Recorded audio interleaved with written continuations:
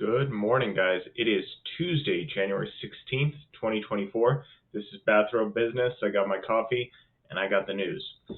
Overall, it's actually a pretty quiet day in the markets. I've spent all morning scouring the internet looking for interesting stories to give you guys, and I've only come up with a few that kind of spark my interest for no other reason than they're better than nothing.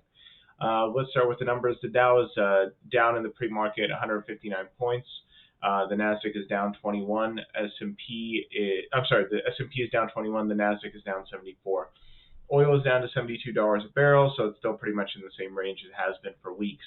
My favorite indicator, gold, is still hovering around the 2042. When I did check it about an hour ago when I first woke up, it was about 2035, so a little bit lower, but it's still maintaining essentially that benchmark, that ceiling that it's hit. I guess I should say floor that it's hit just a few weeks ago, about a month and a half now. I think it's been at the same exact level, plus or minus. Crypto, which I don't normally report on, but because of the Bitcoin ETF, I guess I will. Bitcoin's at 42,831. So as far as the major stories of the day, we'll start with Morgan Stanley and Goldman Sachs. So Goldman Sachs tops revenue.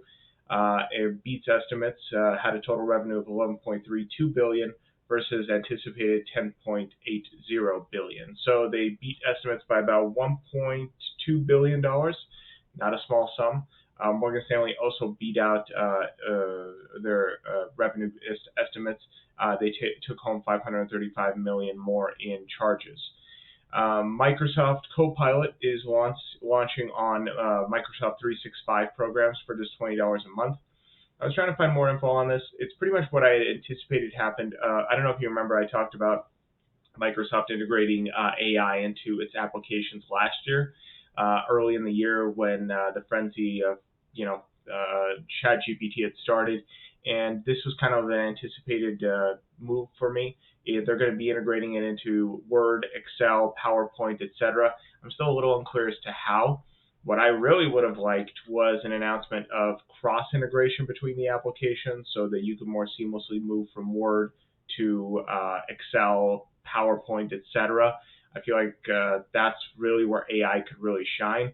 It's nice to have AI help you create a data sheet or to help create a Word document, but I think crossing data and Word is something AI could really assist with, and was something I was hoping that they would do.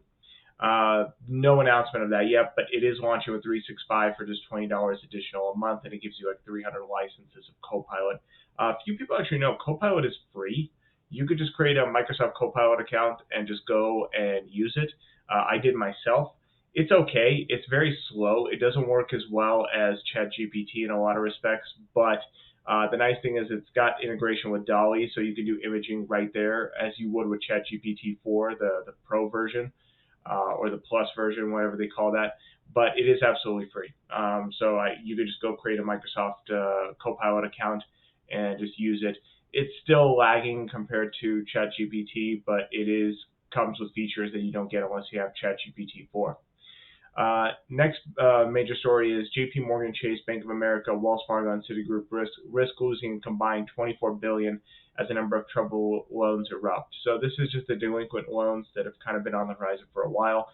I think this is mostly a nonsense story. We covered banking was it last week? And banking earnings are still good. I think it is a concern if bank earnings change or pivot. But remember, last week we covered the JPMorgan Chase alone made something like $24 billion off of just interest alone. So it's just off of interest payments alone, they made like $24 billion last year, which is more than the actual bad loans that are in question. So liquidity is still very high. If you guys see this article, I think it's mostly a nonsense burger. So not that it shouldn't be ignored. Obviously, delinquent loans are a problem. Delinquencies are a problem.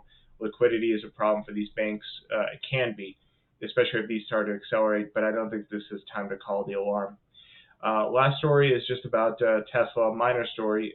So Teslas won't charge in the blizzards that are happening in Chicago and across the United States right now. That's not unusual. That's pretty common. Cold climates are not adequate environments for Teslas and for any EV. That's not exclusive just to Tesla. This has been a problem for a while. I feel like this is just another headwind for Tesla.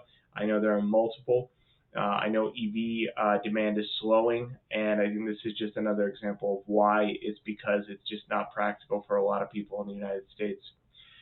That's pretty much it. Like I said, I don't have much to talk about today. It's a very quiet day for the most part. I feel a lot of the stories don't really relate to a greater market, so that's why I'm not reporting on them. I hope you guys have a productive day. I'll see you in the morning.